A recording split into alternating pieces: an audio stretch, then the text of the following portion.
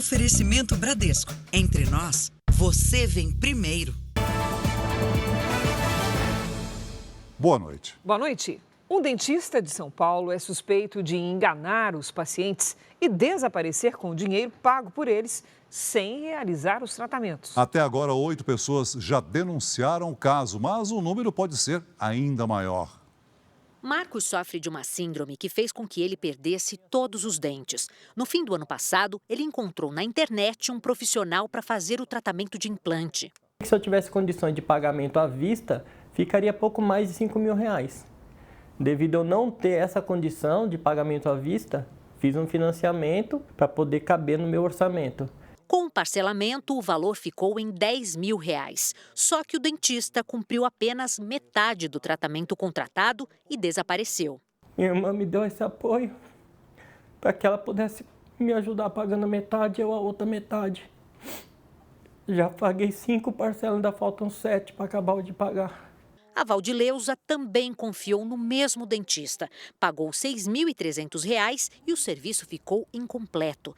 Desde janeiro, ela não consegue falar com ele. Um mês atrás, aproximadamente, eu voltei lá e já na portaria o segurança falou para mim que fazia um tempo que ele não aparecia lá. Até agora, 8 pacientes denunciaram o dentista Rodrigo Nunes Ferreira Viana por não concluir o tratamento. O proprietário da sala onde o profissional atendia disse que ele deixou de pagar o aluguel e que também não consegue localizá-lo. Nós tentamos contato com o dentista, mas o celular não recebe mais ligações. Este número está programado para não receber ligações. As vítimas contam que o dentista era muito gentil durante os atendimentos e assim conquistava a confiança dos pacientes. Segundo elas, na hora de cobrar, o profissional exigia que fosse pago o valor integral do tratamento, que podia ser à vista ou parcelado no cartão de crédito. Fomos até uma outra clínica onde o dentista também prestava serviços. A recepcionista confirmou a agenda.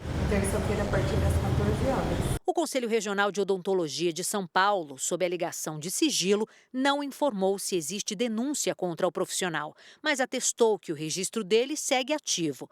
A direção da clínica onde ele atendia disse em nota que desconhecia as práticas denunciadas e que ele não fará mais parte da equipe. Esse advogado alerta para os cuidados antes de contratar um serviço na área da saúde. Além de pesquisar o histórico do profissional e se há reclamações sobre ele, é importante ficar atento à forma de pagamento. Organize para fazer pagamentos parcelados de uma forma onde os pagamentos se iniciem no começo do tratamento e se encerrem ao final do tratamento ou um pouco depois do final do tratamento, para evitar ou para reduzir o prejuízo. Marcos havia planejado uma cerimônia de casamento com a companheira no fim deste ano. Sem dinheiro e sem conseguir sorrir, o sonho precisa ser adiado. E agora me vejo nessa situação, correndo atrás de alguém que me aplicou um golpe. É muito difícil. Veja agora outros destaques do dia. Braço direito do ministro da Fazenda, Gabriel Galípolo, é indicado para a diretoria do Banco Central. Ex-ministro da Justiça depõe sobre bloqueios nas estradas no dia da eleição. A agência de turismo online não cumpre prazo e poderá ser multada se não honrar com os pacotes que vendeu. E na série especial, uma aventura com os peões do Pantanal e a luta para não perder parte do rebanho.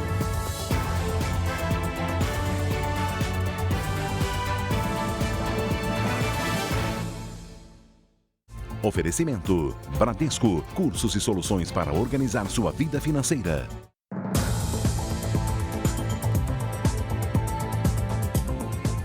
No Rio de Janeiro, um comerciante foi morto dentro da garagem de casa por criminosos que tentavam levar o carro dele. Uma tentativa de roubo, um disparo.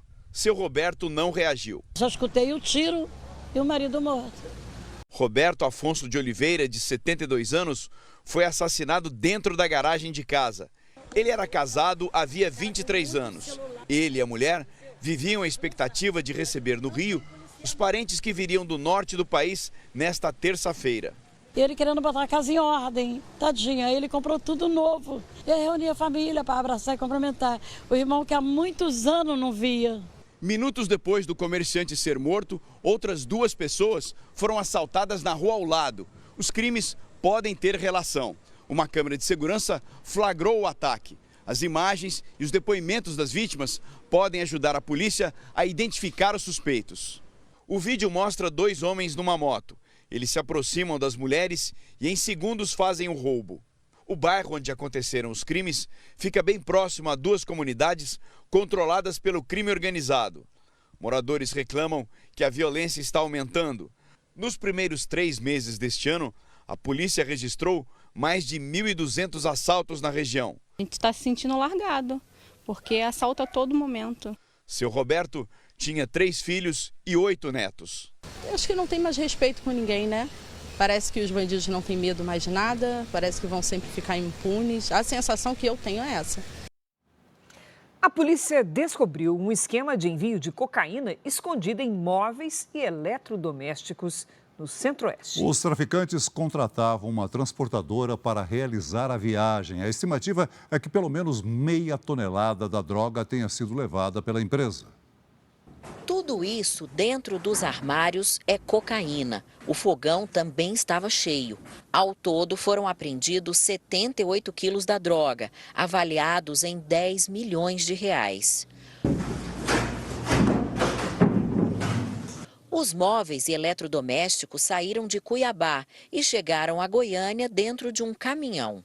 2 homens que foram buscar a carga acabaram presos. Segundo a polícia, a dupla fazia parte de um esquema que realiza remessas de drogas por meio de transportadoras. A empresa negou participação e disse que foi contratada sem saber que havia cocaína escondida nos móveis e eletrodomésticos. Ainda de acordo com a investigação, os traficantes fizeram pelo menos outras 6 remessas desse mesmo modo. Pelo peso das outras cargas, a gente estima que cerca de 500 quilos de cocaína tenham sido enviados nesses últimos 2 meses, sempre através dessa mesma transportadora. O aumento do volume de cargas na transportadora chamou a atenção da Polícia Rodoviária Federal, que abriu uma investigação em parceria com a Polícia de Goiás. Quase 1.500 acidentes foram evitados com medidas simples para aumentar a segurança nas estradas do país. São rampas de escape construídas em trechos de serra para os caminhões e ônibus que não conseguem parar, caso fiquem sem freios durante uma descida. As imagens são de arrepiar. Caminhões perdem o freio em rodovias cheias de veículos. Esta carreta cruza as faixas na frente de outro caminhão e de alguns carros. Entra na área de emergência e para de forma brusca, alguns metros adiante. Este outro caminhão que aparece na curva sai da pista e quase tomba. Por sorte, esses motoristas encontraram uma área de escape, um espaço apropriado para reduzir a velocidade e parar veículos de grande porte, sem causar acidentes. Essas cenas são de concessionárias de rodovias com trechos de serra em várias regiões do Brasil. Os caminhoneiros conhecem a importância dessas áreas para a segurança nas pistas. É algo assim que ajuda no momento de dificuldade, de falta de freio, né? A gente nunca deseja que aconteça, né? Mas se acontecer de faltar um freio, a gente tem uma área de escape para socorrer, né? A Via Anchieta recebe 13 mil carretas por dia, vindas de todo o país, com produtos que vão ser exportados pelo Porto de Santos, no litoral paulista. Há 23 anos, a rodovia, que tem 15 quilômetros de serra, foi a primeira a implantar uma área de escape no país. Segundo a concessionária da Anchieta, a área de escape da rodovia já evitou 800 acidentes. São 800 carretas carregadas como essas que perderam o freio no começo da descida e jogaram aqui para esse espaço, que tem 100 metros de comprimento por 1 metro de profundidade e é forrado com essas bolinhas de argila expandida. Quando a gente pisa, olha só, a gente afunda. Um caminhão aqui em cima para na hora. A Anchieta tem uma segunda área de escape mais abaixo, que evitou outros 140 acidentes. Em estradas que ligam São Paulo a Santa Catarina, mais de 500 acidentes foram evitados e cerca de 800 vidas salvas. A falha nos freios dos caminhões costuma acontecer por falta de manutenção ou por imprudência do motorista. um caso de trecho de serra, obrigatoriamente o veículo deve descer com o caminhão engrenado, né? E aí, lógico, quando há imperícia, a chance de acontecer um acidente é grande. E a falta de manutenção é um fator que potencializa esse risco. Para uma serra dessa aqui, a velocidade é 40 por hora, o cara quer descer 80 por hora. Com o caminhão carregado, lógico que não vai ter freio no mundo que aguente. Numa cerimônia reservada, parentes e amigos se despediram hoje em São Paulo da apresentadora Palmirinha, que morreu neste domingo aos 91 anos. A cozinheira marcou época na TV brasileira ao ensinar receitas simples, com muito bom humor. Um jeito espontâneo, marcado por carisma e simplicidade diante das câmeras.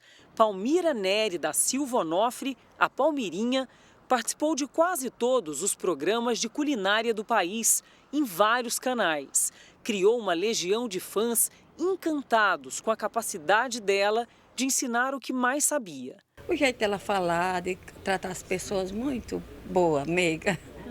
A primeira aparição na TV aconteceu em 94, aos 63 anos de idade, durante um programa de entrevistas. Mas a estreia oficial só viria 2 anos depois, quando finalmente Palmirinha pôde mostrar as suas receitas de uma maneira muito particular e carismática no programa de Ana Maria Braga, aqui na Record TV. E 100 gramas de manteiga. Ana Maria disse nas redes sociais que foi um privilégio trabalhar com a apresentadora. Foram quase 30 anos no ar. No famoso quadro Táxi do Gugu, o apresentador tentou deixar Palmirinha nervosa, sem sucesso. É a senhora que faz mesmo as comidas ou é aquele boneco que faz? Não, sou eu mesmo. Hoje o Brasil se despediu da apresentadora, que morreu ontem aos 91 anos, depois de quase um mês de internação por complicações renais. Uma despedida emocionada em São Paulo, repleta de carinho e respeito. Ela era uma pessoa tão querida e a gente não imaginava o quanto. Muito obrigado, gente, por todo esse carinho que vocês deram para ela. O velório da apresentadora e de uma das cozinheiras mais queridas e famosas do Brasil aconteceu aqui no cemitério do Morumbi, na zona sul de São Paulo, na presença de parentes, amigos e colegas de trabalho.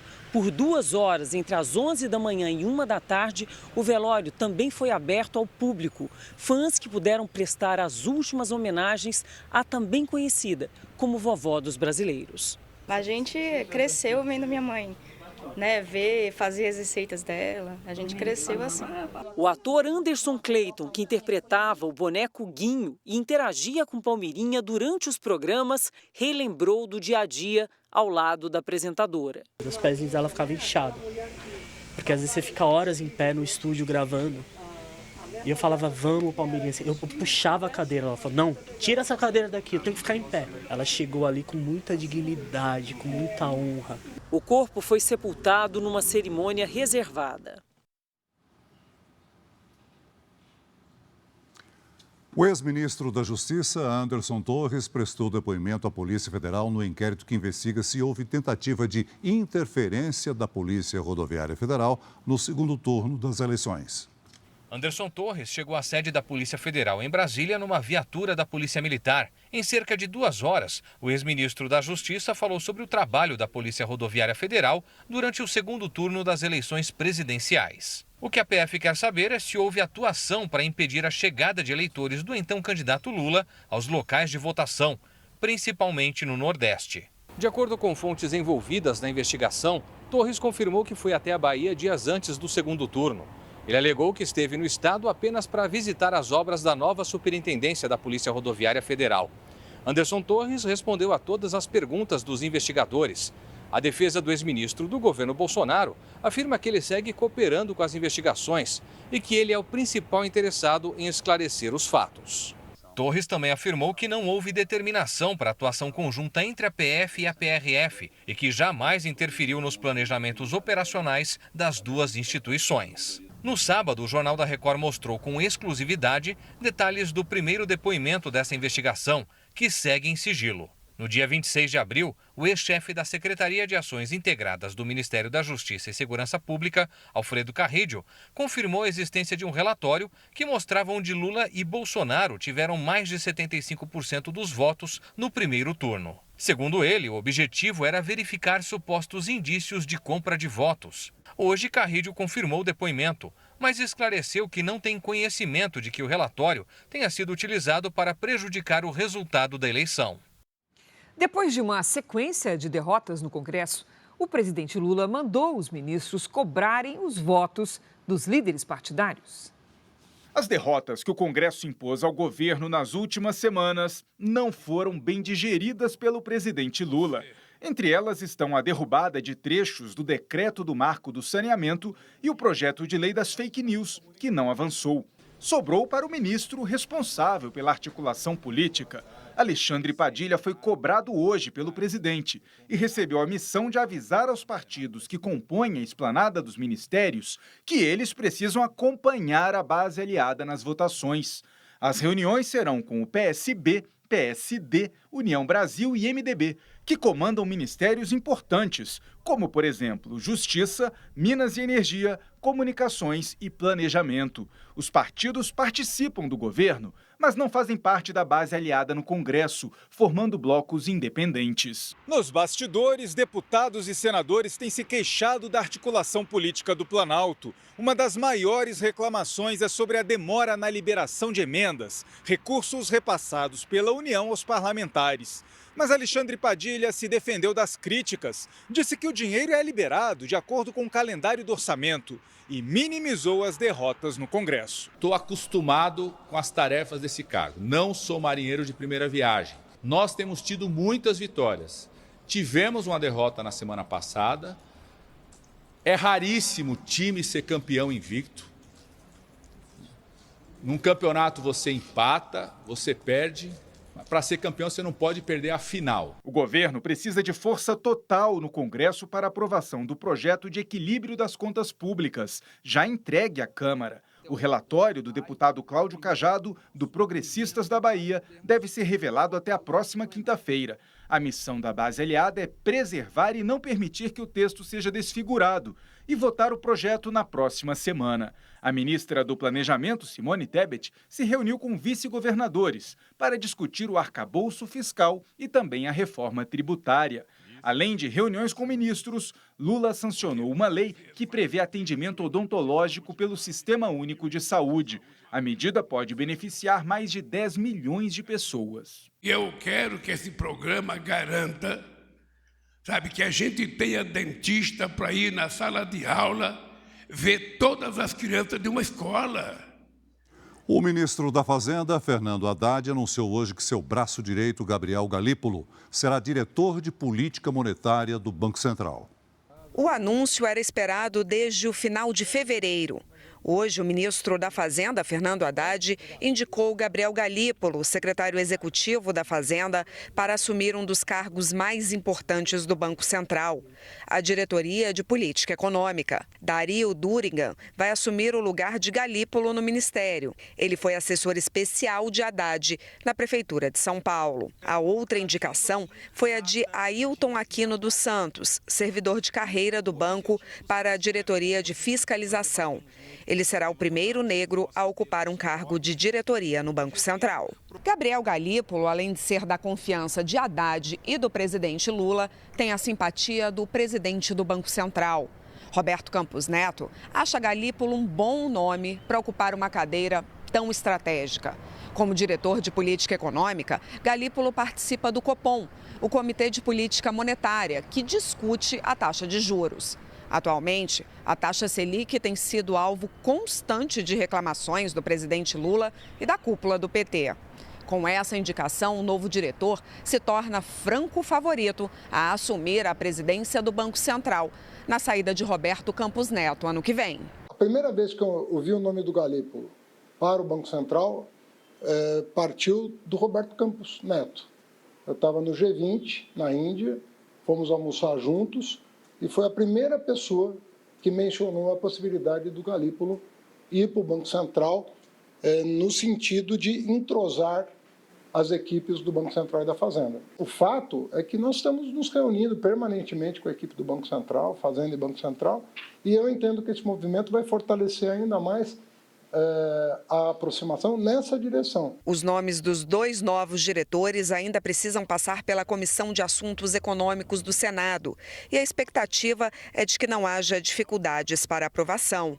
Hoje, o presidente do Congresso, o senador Rodrigo Pacheco, elogiou as indicações, criticou a taxa Selic e afirmou que já há condições de baixar os juros. Mas Pacheco deixou claro que não apoia qualquer movimento contra o presidente do Banco Central. Não há cogitação de qualquer medida que fosse uma medida como essa, mais drástica em relação ao Banco Central, até porque medidas dessa natureza não dependem do Senado, elas são de iniciativas do Executivo. O Senado apenas avalia, mas de qualquer forma isso está fora de cogitação, nós temos que encontrar caminho de convergência para poder reduzir a taxa básica de juros. O estado americano do Texas registrou em menos de 24 horas um ataque a tiros e um atropelamento. 16 pessoas morreram, outras 18 ficaram feridas. Na fronteira sul dos Estados Unidos, um motorista avançou o sinal vermelho e atropelou 18 pessoas em um ponto de ônibus. 8 morreram e há feridos em estado grave. A maioria das vítimas era da Venezuela. Eles buscavam ajuda em um abrigo para moradores de rua. O ponto de ônibus fica na frente do albergue. O suspeito foi contido por testemunhas enquanto tentava fugir do local. Autoridades investigam se o atropelamento foi de fato um crime de ódio, cometido propositalmente contra imigrantes sem documentos. A cidade de Brownsville fica no extremo sul do Texas, numa região conhecida pelas travessias ilegais na fronteira com o México. O motorista está preso e vai responder por 8 homicídios, além da acusação de ter usado um carro como arma. Poucas horas antes, também no Texas, um homem matou 8 pessoas a tiros em um shopping na cidade de Allen, perto de Dallas. A polícia matou o atirador, um homem de 33 anos, ainda no local. Investigadores disseram que ele havia sido retirado do serviço militar por questões de saúde mental. Aqui no Brasil, mais de 60 mil pessoas foram afetadas pelos temporais que castigam o Rio Grande do Sul desde o começo do mês. Em apenas 8 dias, choveu mais da metade do esperado para todo o mês de maio no estado. Os apartamentos dos moradores deste condomínio em Porto Alegre ficaram alagados. As famílias perderam móveis e eletrodomésticos. A gente não esperava isso acontecer, a chuva veio, alagou o apartamento, pegou nós de surpresa, os móveis. Em Canoas, na região metropolitana da capital, o muro de uma escola corre o risco de desabar e atingir pelo menos 4 casas. Com a chuva dos últimos dias, parte do barranco acabou cedendo. Vai cair, a gente colocou as estacas aqui, mas não vai segurar muito, porque já está caindo, ontem caiu bastante ali, ó. Mas não vai aguentar, o muro rachou ali também. Em apenas 8 dias, já choveu mais da metade do esperado para todo o mês de maio no Rio Grande do Sul. Aqui em Viamão, até escolas foram afetadas. Uma árvore neste colégio desabou. 2 salas de aula ficaram completamente destruídas.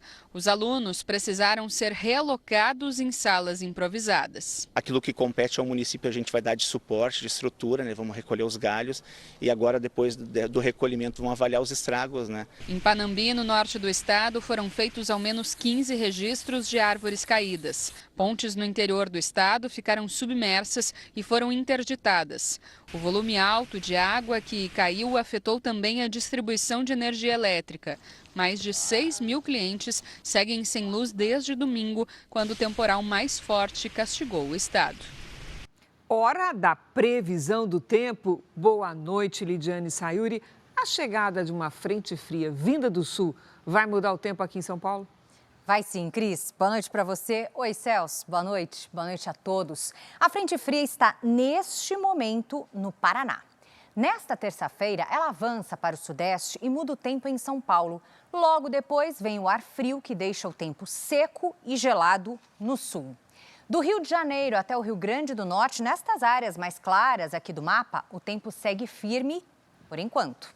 Em Porto Alegre, sol gelado. máxima de 23 graus. No Rio de Janeiro, sol que esquenta até os 31.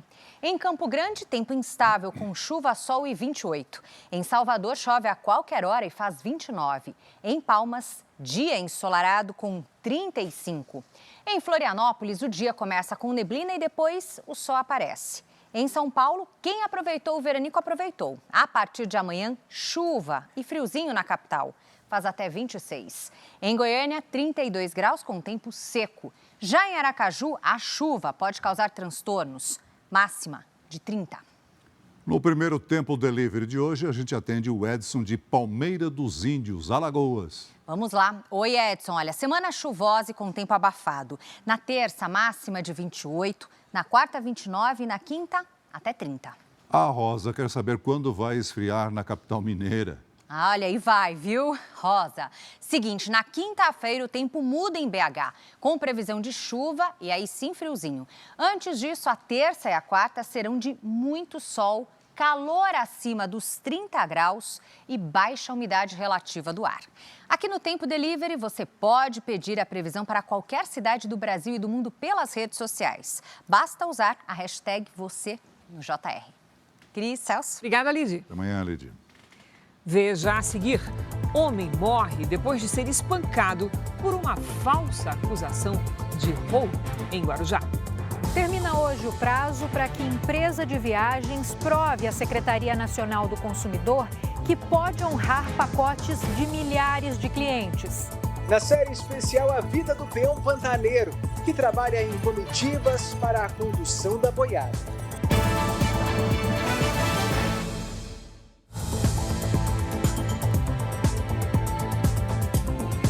Mais de 65 mil clientes que compraram pacotes de viagens de uma agência de turismo online reclamam que não conseguem viajar para os destinos escolhidos e nem receberam o dinheiro de volta. O prazo para a empresa comprovar que tem condições financeiras para honrar com as viagens termina hoje.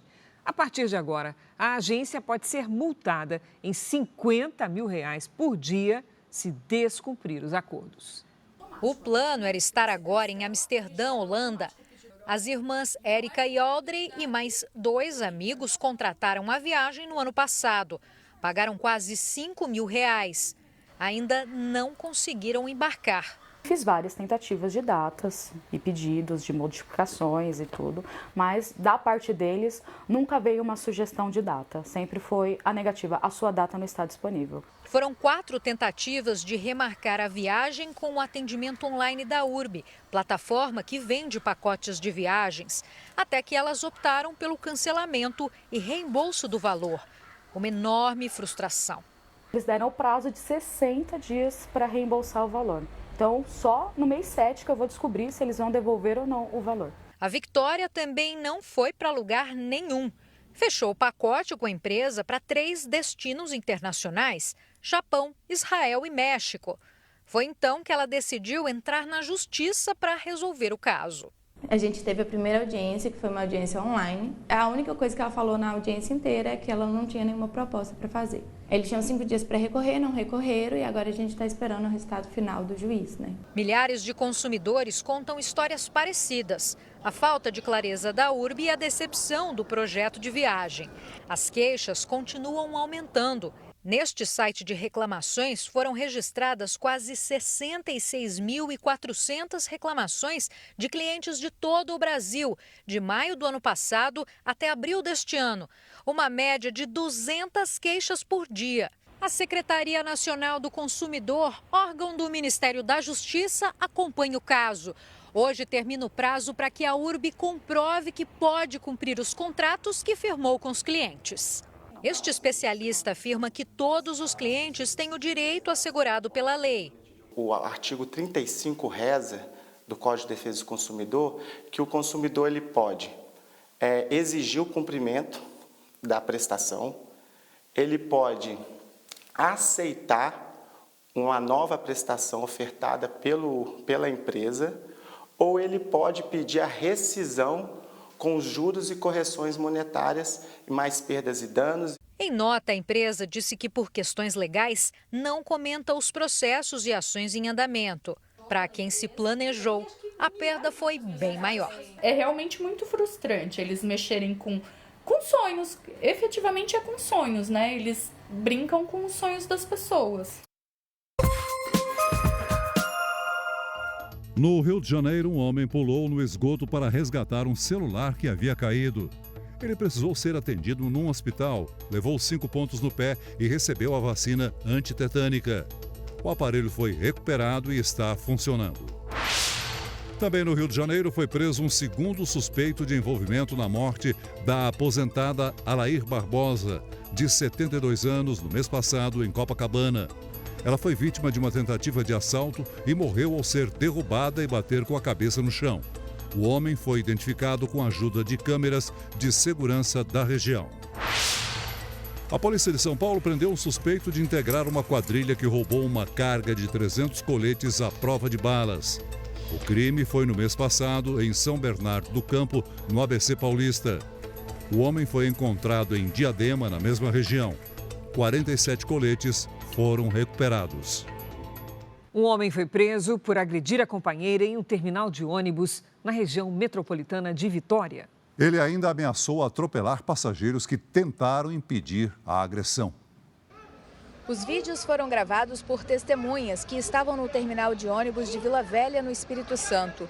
Tiago Vita da Cruz aparece batendo na companheira com um capacete. A agressão deixou passageiros revoltados, que partiram para cima de Tiago. O homem então deixou o terminal, mas voltou dirigindo um carro furtado de uma mulher e jogou o veículo em cima das pessoas que estavam na plataforma.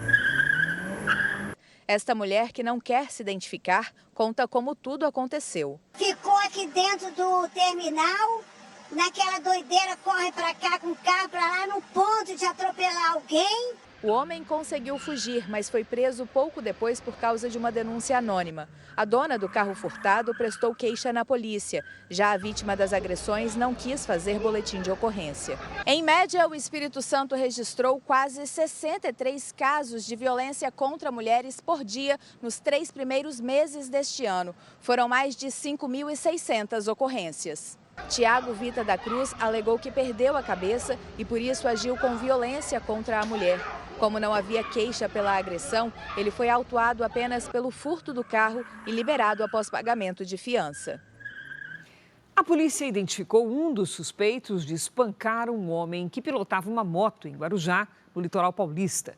A vítima morreu dias depois por causa das agressões. Ele teria sido confundido com um ladrão de motos, mas a polícia investiga outras versões para o crime. Um dos suspeitos prestou depoimento na delegacia de Guarujá na tarde desta segunda-feira. Ele confirmou que conhecia a vítima, Ozil Guedes, de 51 anos. Segundo a polícia, o homem aparece nas imagens da agressão. O vídeo, gravado na semana passada, mostra o momento em que a vítima é cercada e atingida por capacetes e pedaços de madeira. Não tá bom pra ladrão de moto não, hein? Segundo testemunhas, Ozil Guedes estava numa moto quando alguém na rua gritou "pega ladrão". Foi então que as agressões começaram. Ele chegou a ser socorrido, mas morreu no hospital dias depois. A polícia descartou a hipótese de roubo depois que o dono da moto confirmou que emprestou o veículo para a vítima. Uma das linhas de investigação agora é se o crime foi premeditado. Até o momento, ninguém foi preso. Em depoimento, a ex-namorada de Ozil disse que ele não aceitava o fim do relacionamento e que chegou a quebrar objetos da casa dela. Em uma mensagem de áudio enviada a um amigo, Ozil diz que estava sofrendo ameaças. Ela te contou que ela chamou 3 traficantes para me espancar, o cunhado dela e mais dois bandidos perigosos. Ozil Guedes era dono de uma empresa de reciclagem, não tinha antecedentes criminais e deixou um filho de 9 anos de idade. Uma mulher foi atingida por um parapente enquanto caminhava pela orla da praia de São Conrado, no Rio de Janeiro. A colisão aconteceu neste domingo. O parapente invadiu a faixa de pedestres e atingiu a mulher pelas costas. No momento do acidente, ela caminhava com o marido, que não foi atingido. A vítima foi socorrida pelo SAMU e levada para um atendimento médico em um hospital em Copacabana. O Supremo Tribunal Federal formou maioria para suspender decisões da Justiça que autorizavam o recolhimento de impostos com alíquotas reduzidas. O decreto que permitia o benefício foi assinado pelo então presidente em exercício, Hamilton Mourão, no fim do ano passado e revogado pelo presidente Lula. Se a medida tivesse sido mantida, o impacto para os cofres públicos poderia chegar a quase 6 bilhões de reais. O Ibovespa, o índice da Bolsa de Valores de São Paulo, fechou em alta de 0,85% nesta segunda-feira, embalado pelas ações de empresas como a Vale e a Petrobras. Já o dólar comercial subiu 1,38% e encerrou o dia vendido a pouco mais de R$ 5,00. A moeda americana reagiu à indicação de Gabriel Galípolo para uma diretoria do Banco Central. No Chile, a direita venceu a eleição para o Conselho Constituinte. O resultado é considerado uma derrota política para o presidente Gabriel Boric. Os partidos de direita conseguiram 33 das 51 cadeiras do Conselho. Isso significa que a direita terá maioria para aprovar leis e vetar projetos da esquerda. Os representantes serão responsáveis por redigir a nova Constituição do Chile. O novo texto vai substituir o atual, de 1980, elaborado durante a ditadura de Augusto Pinochet. A eleição foi considerada um termômetro para o presidente Gabriel Boric, de esquerda, que está há pouco mais de um ano no poder e já tem enfrentado forte queda na popularidade. Veja a seguir. Comitê Olímpico do Brasil mantém suspensão da Confederação de Vôlei e vai administrar a modalidade por 6 meses. Rio de Janeiro registra só esse ano pelo menos 20 casos de feminicídios no estado. A nuvem de poeira anuncia que a boiada está passando pelo Pantanal. É na série especial. Estreia daqui a pouco A Grande Conquista. E nesse novo reality, é o público que escolhe os participantes. Você não pode perder. É ao vivo, às 10h30 da noite.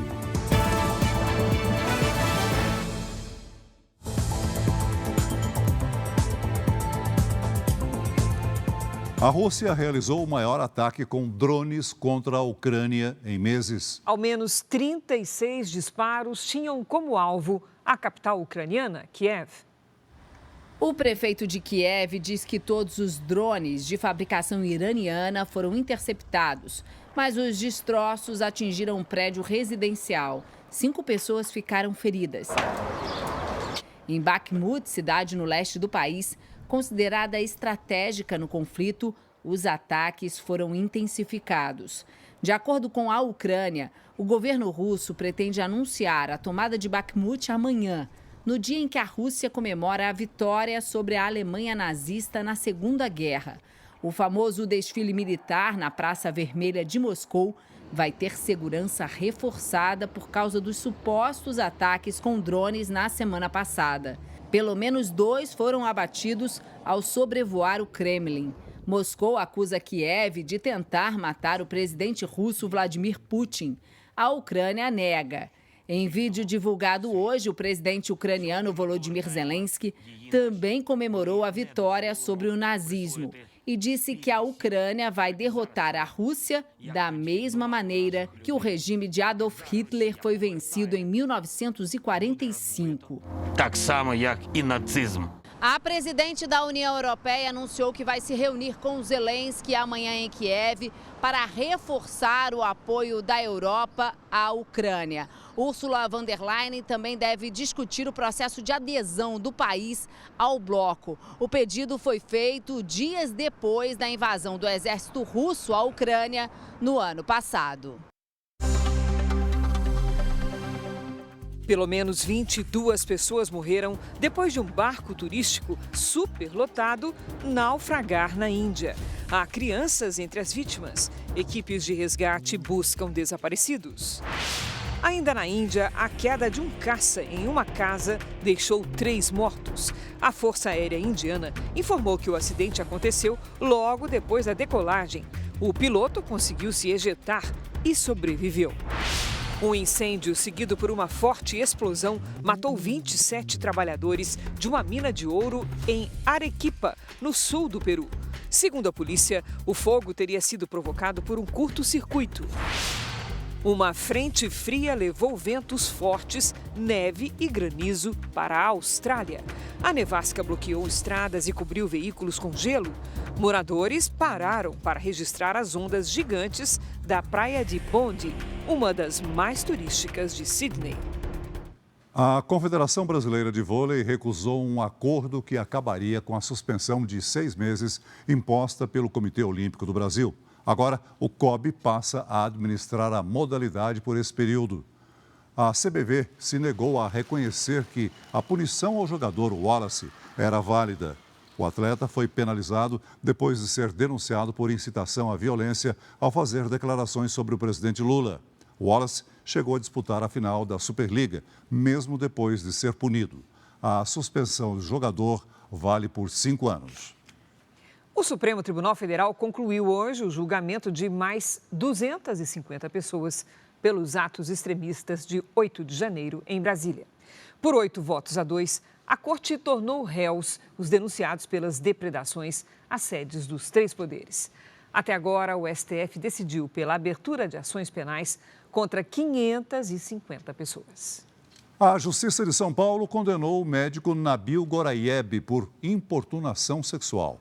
O cardiologista foi condenado a 1 ano, 1 mês e 10 dias de prisão no regime semiaberto. Pacientes denunciaram o médico, mas apenas um caso não prescreveu e foi aceito pela Justiça. No julgamento, Goraieb negou as acusações. A defesa dele ainda pode recorrer da sentença. Imagens de câmeras de segurança flagraram um ato de vandalismo em Copacabana. O rapaz chega com uma mochila nas costas e um skate. Ele retira um spray da bolsa e começa a pichar a base do monumento em homenagem à princesa Isabel. Faz uma espécie de assinatura e vai embora. Criminosos roubaram uma loja de celulares hoje em São Paulo. Uma câmera de segurança gravou quando 2 homens fingem buscar o serviço de conserto de telefones e anunciam o assalto. Eles rendem o funcionário com uma faca. Calmamente pegam os produtos, levam celulares, relógios inteligentes, carregadores e um computador portátil. O roubo durou cerca de 4 minutos. Até agora, ninguém foi preso. A Polícia Civil investiga a morte de uma subtenente do Rio de Janeiro. O namorado dela é o principal suspeito do crime. Somente este ano, 20 mulheres foram vítimas de feminicídio no estado. Dayana Brasil Tenório tinha 38 anos e foi encontrada morta por um tiro. O principal suspeito do crime é o namorado dela, o cabo Luiz Felipe Perosini. Os dois estavam juntos havia aproximadamente 1 ano. O acusado alegou que durante uma discussão, Dayana pegou a arma dele, que estava sobre o sofá, e atirou contra si. Luiz Felipe prestou depoimento e deixou a delegacia sem ser preso. Outras testemunhas devem ser ouvidas nos próximos dias. A polícia também investiga a morte de outra mulher. Aline da Silva de Oliveira, de 41 anos, foi assassinada pelo ex-companheiro, Márcios dos Reis Rezener de Oliveira, na sexta-feira. Ela seguia de bicicleta com um filho de 8 anos quando foi abordada pela atual namorada do suspeito. Na sequência, o homem saiu de um carro e fez vários disparos. Márcios ainda levou a criança embora, mas foi preso horas depois em um posto de gasolina. A arma usada no crime foi apreendida. Ele prometeu matar minha família. A gente está com medo ainda, porque nós estamos com o filho dele. E ele está dizendo que vai matar a gente. E ele não anda sozinho, está preso lá, mas tem gente por aqui, né? Há ainda outros 2 casos. Zenaide Mendes Pereira, de 68 anos, e Ana Beatriz Nogueira, de 23 anos. Elas teriam sido assassinadas pelos companheiros que estão sendo procurados pela polícia. Eu só quero justiça pela minha filha. Eu só quero que ele pague o que ele fez, porque ninguém merece passar pelo que eu estou passando. Só esse ano, até agora, 20 mulheres morreram no Rio de Janeiro vítimas de companheiros ou ex-companheiros. O número de feminicídios no estado vem aumentando ano a ano. Especialistas esperam que alterações recentes na Lei Maria da Penha possam ajudar a prevenir novos casos. Antes dependia do inquérito, né? Hoje em dia basta a palavra da vítima. Independente dela fazer uma denúncia, independente de ser aberto o inquérito, independente da ação penal, hoje basta a palavra da vítima para pedir essa medida protetiva para ela ser concedida. Atravessar o Pantanal com uma grande boiada é uma tradição cheia de desafios para os peões. Eles cruzam trechos bem distantes, alagados e ainda ficam meses longe da família. Na primeira reportagem da nossa série especial desta semana, você vai viajar com uma comitiva pantaneira, que tem a missão de levar centenas de cabeças de gado entre as fazendas. Mas pelo caminho, uma surpresa. O grupo precisa correr atrás dos animais que se perdem.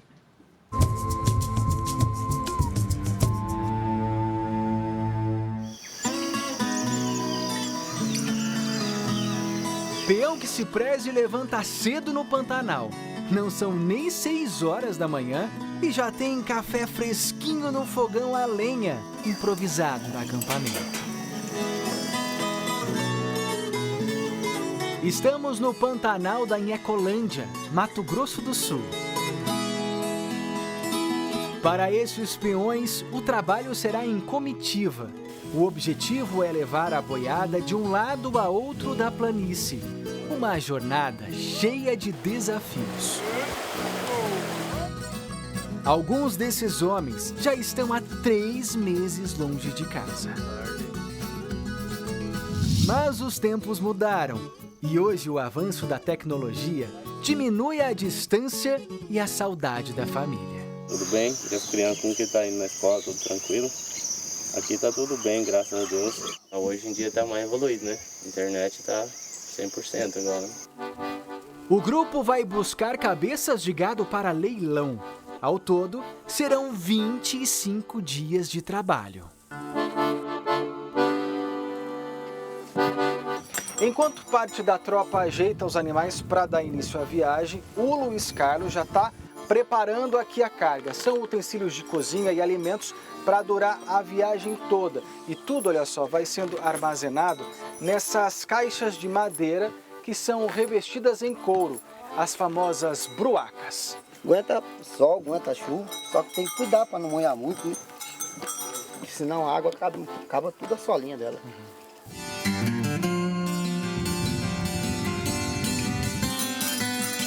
A tropa segue para buscar o gado. Logo à frente encontramos uma comitiva com um rebanho que veio de longe. Saiu de uma propriedade rural em Aquidauana para ser entregue a outra fazenda em Rio Verde. O caminho para levar a boiada até o destino final é difícil. Mais de 250 quilômetros por estradas e trilhas, com locais quase intransitáveis. Na época seca, vamos supor, tem lugar que o caminhão não vai. E na época da enchente também não vai, então tem que ser a comitiva para trazer. Em comitiva são percorridos de 15 a 20 quilômetros por dia e o peão sente no corpo o peso de toda essa jornada. Dor na costa, dor na coluna, né? Sempre eu tenho dor na coluna. À frente da tropa, o berrante dita o ritmo da marcha. Os outros peões cuidam para o rebanho não dispersar. Só que nem tudo sai como planejado. Algumas cabeças de gado se perderam durante o trajeto. Como nenhum animal pode ficar para trás, a comitiva decidiu voltar para buscar a boiada. E o peão cozinheiro, que já começava a preparar o jantar no acampamento, hoje vai dormir sozinho. Melhor, menos barulho, né? Descansa mais. Descansa muito.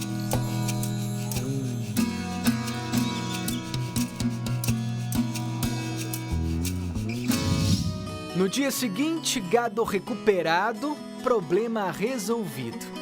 Para compensar o desgaste da busca pelos animais, o café da manhã dos peões foi reforçado. É o chamado quebra-torto: feijão, macarrão com carne de sol e arroz. Depois da refeição, é hora de terminar o serviço. Todas as 650 cabeças de gado conduzidas pela tropa concluíram seu destino e foram entregues ao leiloeiro no prazo previsto. O trabalho da comitiva é uma tradição que atravessa gerações. Com tantos desafios pelo caminho, às vezes é difícil formar novos peões, dispostos a desbravar o Pantanal. Mas quem ama esse lugar com todas as adversidades que ele traz, não quer trocar essa vida por outra. Pantanal, você passa uma raiva aqui, passa um probleminha ali, mas chega o fim da tarde, você senta e fala, graças a Deus deu certo.